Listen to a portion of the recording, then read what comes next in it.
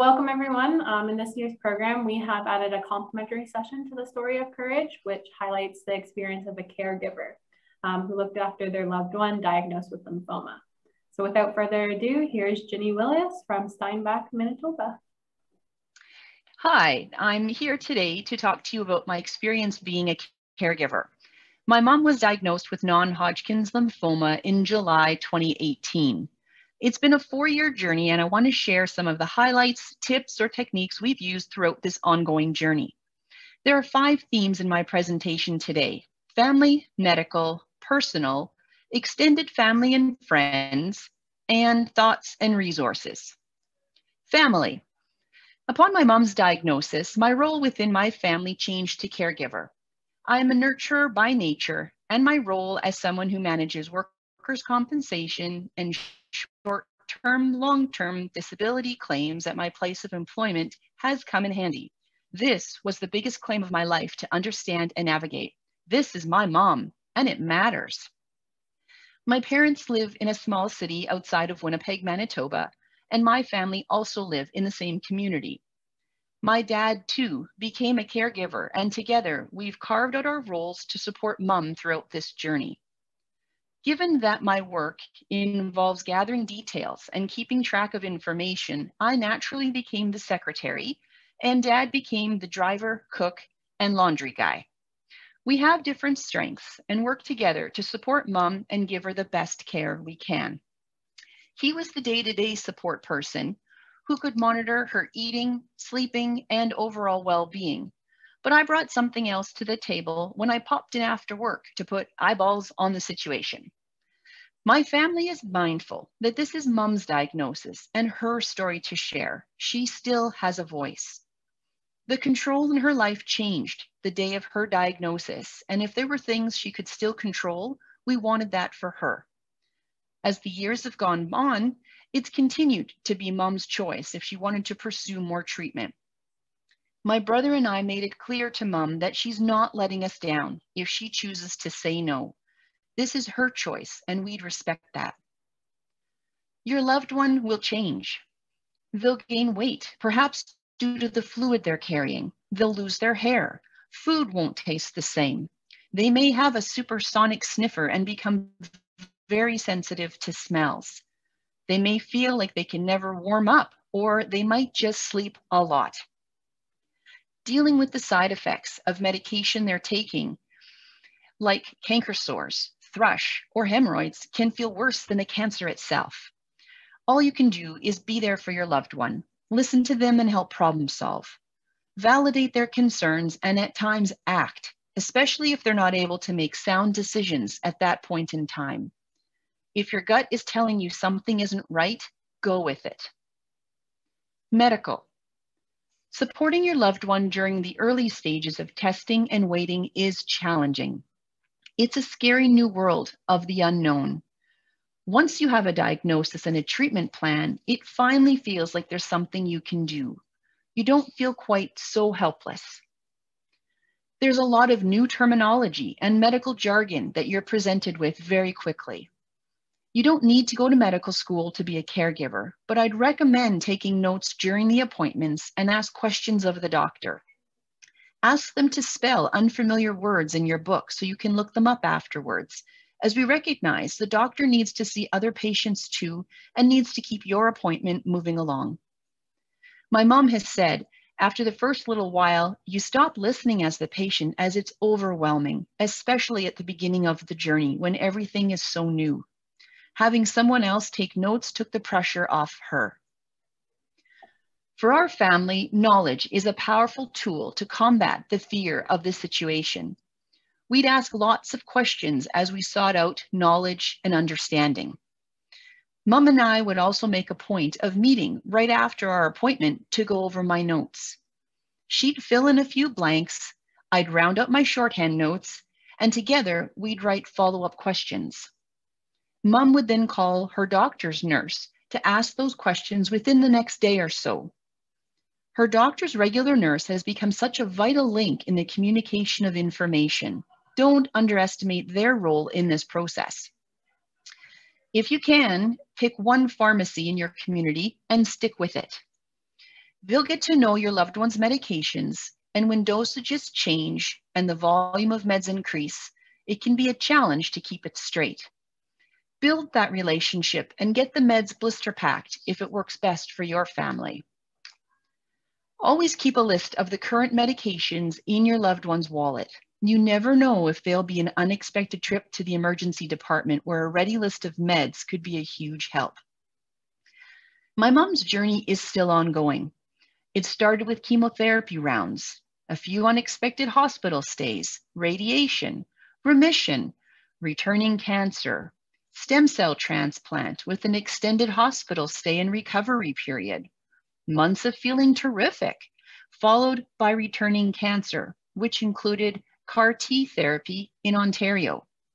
No family's journey will be the same, but the time we've gained with my mom is incredibly precious. Personal. I've been fortunate to have a very supportive workplace. A few colleagues have been my extended support group. They are genuinely interested in how both my mom and I are doing. Many have been through something similar and can relate. They also give me the space to cry and the hug I need. And then work becomes the distraction I need to keep going. I also utilize the gym as an outlet. I engage with members from my community, sweat and push myself to sit on the rower another 1,000 meters. If mom can do X, then I can do this. Working on my own mental toughness and resiliency came in handy when mom's journey got particularly tough. We'd always look for the positives if we could, and she'd call me coach as we'd break down the next set of tests or treatments into chunks, just like a tough workout at the gym. Find humor in the situation and laugh often. Your loved one might say some of the funniest things when they're on some of these medications. My husband, who also works in healthcare, and son, who was 13 at the time of my mom's diagnosis, have been incredibly supportive. They took on some things that I normally do because I was focused on what was going on with my mom. They even managed the house, pets, activities, etc. while I moved to Toronto with mom for 6 weeks. There's a trickle-down effect of being a caregiver, and you need a soft place to land too. My boys have been there for me and provide that haven. Extended family and friends. As the caregiver, I found myself becoming the face of the patient family with the extended family and friends. It was important to keep our faith community involved as my mom and I attend a small church in our city. However, there were times when I didn't have the energy to face people and answer their well-intentioned questions. Is it just easier to say she's doing okay when I really felt like saying, do you really want to know? Maybe it was best not to attend church that Sunday. Other times, I felt I needed to give that update at church and feel the support and well wishes from our community that I needed to fill my bucket, so I could in turn give mom the support she needed. Give yourself permission to take time to recharge in whatever form that takes. We have a large extended family, and providing updates can be exhausting but necessary. At times, mom would craft an email of news she'd want to share. I'd help round it out a bit, and then we'd give it to my aunt to distribute amongst the family. Texting was a great way of connecting with mom, as she could remain involved and answer when it was convenient. I'd often be asked questions about mom, but I'd encourage direct communication if possible. I'd always say, mom will answer when it suits and when she's feeling up to it, but she'd love to hear from you too. Your loved one still has a voice and needs to feel those connections too. Thoughts and resources. Recognize that there is a rhythm within the course of the chemo treatments. Day 1 versus day 7 of the chemo cycle, your loved one can feel and look different. In a journey this long, there's the seasonality of the disease. When things are stable, or your family is given the words, you're in remission, everyone is on a high, and you have a wonderful summer, and then you're told a few months later, I'm sorry, but the cancer has returned. So testing and diagnostics begin again. This time, the words are more familiar, as some of this has happened before, so it's not quite as scary. Where are you in the seasonality of the disease? As a caregiver, how you feel and where your head is at can also be reflective of where your loved one is at in their journey. It's not wrong. Just recognize you're human and your emotions will go up and down too. Don't underestimate the power of a positive attitude for both the patient and the caregiver. Respect the fact that your loved one may not want to talk about themselves and welcomes the distraction of hearing about normal everyday activities. It doesn't always have to be all about me, my mom would say. What's going on with you? When mom is feeling good, she enjoys hobbies and we encourage that. Reading a good book or creating a goal to get that next quilt finished gives her purpose. There's been a book that we affectionately call the Blue Book. Its actual title is I'm Dead, Now What? And it's a practical, non-morbid resource that helps the family work through the administrivia of life. This book has helped facilitate many important life conversations. Highly recommend picking it up.